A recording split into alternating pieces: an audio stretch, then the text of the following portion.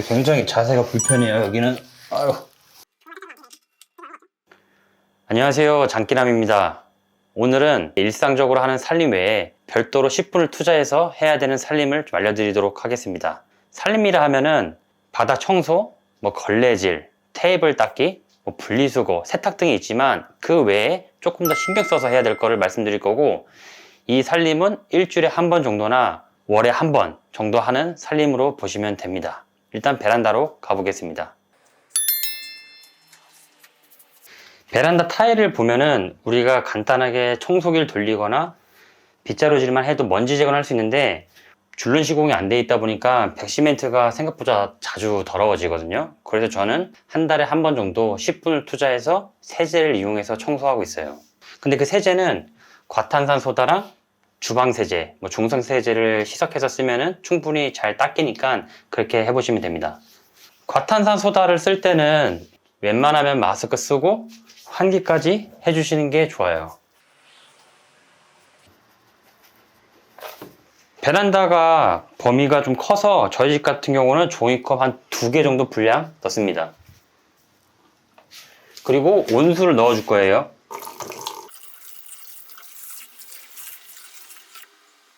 잠깐 10초 정도 기다렸다가 이 물을 베란다에 뿌려주고 불린 다음에 이제 청소할 거예요. 바닥을 청소하는 거는 줄눈 같은 경우에 특히 좀 힘을 줘서 밀어야 되기 때문에 남편분들이 하면 조금 더 깨끗하게 닦입니다. 그래서 제가 주로 하고 있어요.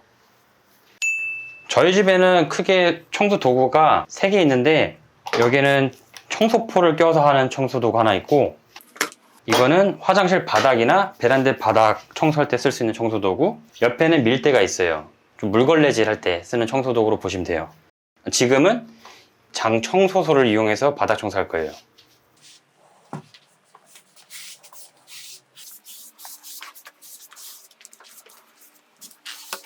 (1차로) 세제를 바닥에 전체로 도포한다 생각으로 가볍게만 청소하고 불려진 다음에 힘을 주고 청소할 거예요.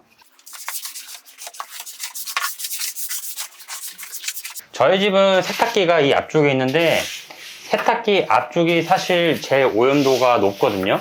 이쪽에서 세탁물도 빼고 간혹 세탁물이 바닥에 떨어지기 때문에 이쪽은 저쪽에 보다 조금 더 깨끗하게 닦는 게 좋아요.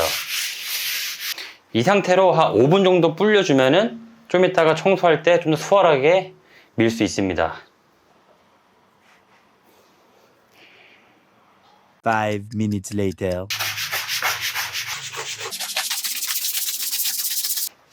한번 청소됐으면 물로 헹궈주면 됩니다. 물 헹궈주고 스퀴징하고 잔여 물기가 있으면 날이 좋으면 그냥 말려주면 되고, 밀대 같은 경우로 잔여 물을 없애주면 돼요.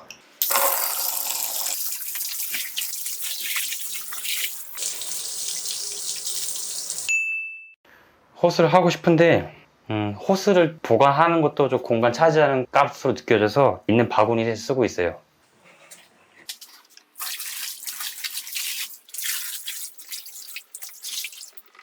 베란다에는 물이 잘 빠져나가기가 쉽지 않아서 스퀴징 해주는 게 좋아요.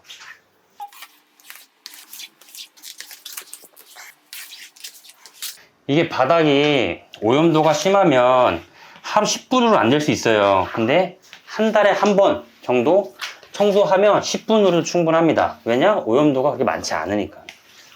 이 정도 물기 제거한 다음에 환기만으로 충분히 다 마르는데, 나는 좀 더 꼼꼼한 청소를 원한다.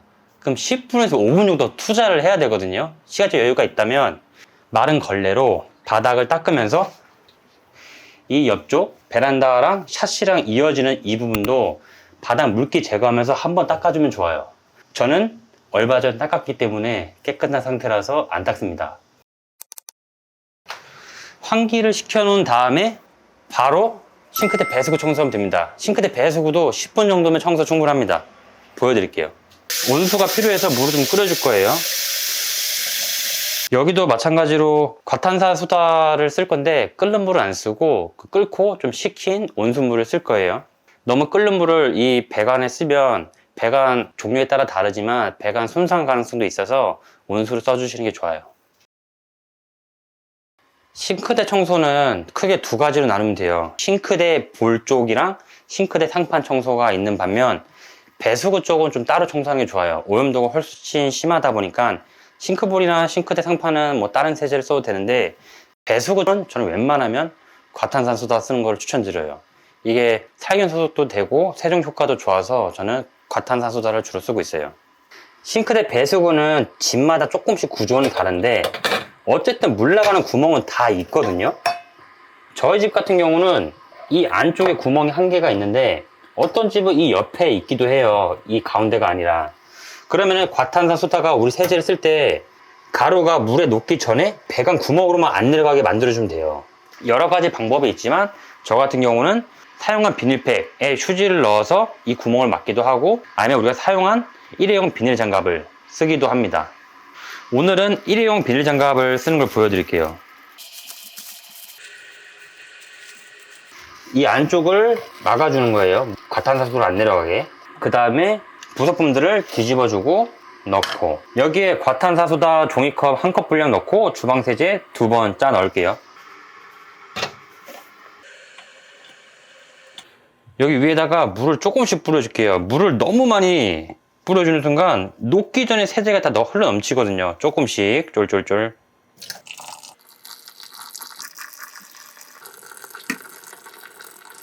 어느 정도 흘러 넘치고 있다. 그때 나머지 싱크대 부속품도 넣어줄게요.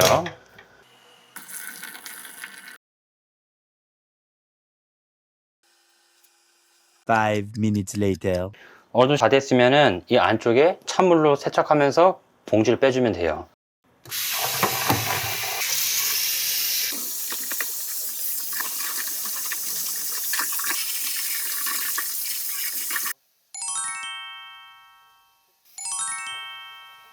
얼추 청소됐는데 이쪽에 만약에 조금 더 오염도가 남아있다 헌칫솔을 이용해서 닦아주면 됩니다. 저는 그래도 일주일에 한 번은 청소한 상태라서 오염도가 심하진 않은 편이에요.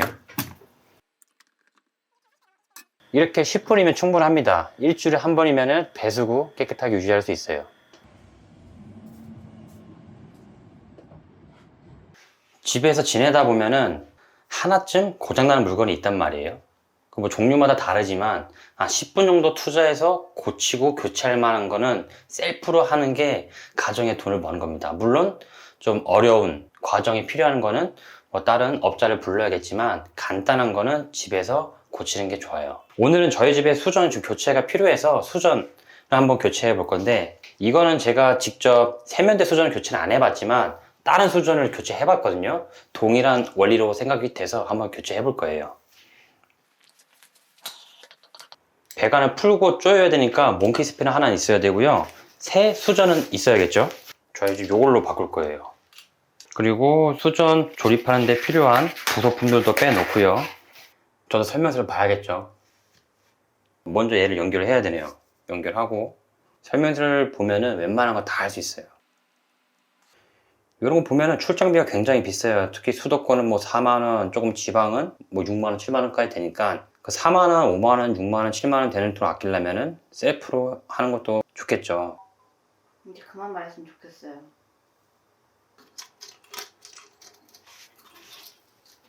기스가 나면 안 되니까 일단 요거는 확실해요.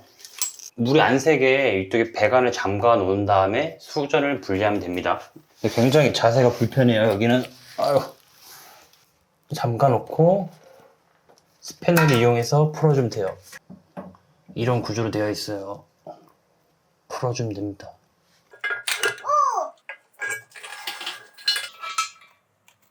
이렇게 먼저 분해를 해주면 됩니다. 수전을 빼고 오염된 부분을 한번 좀 닦아줄게요.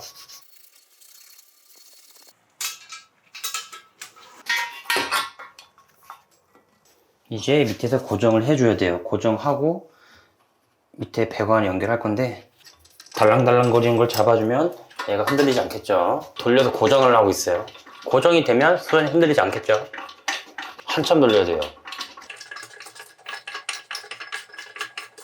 호수 배관을 연결해야 되는데 여기서 중요한 거는 온수와 냉수만 구별하면 돼요. 그것만 짝짝으로 안 꾸면 되니까 그렇게 어려운 거 없죠. 자세가 어려 보이는데요? 자세는 원래 이런 작업이 불편해요. 하지만 10분이면 충분합니다.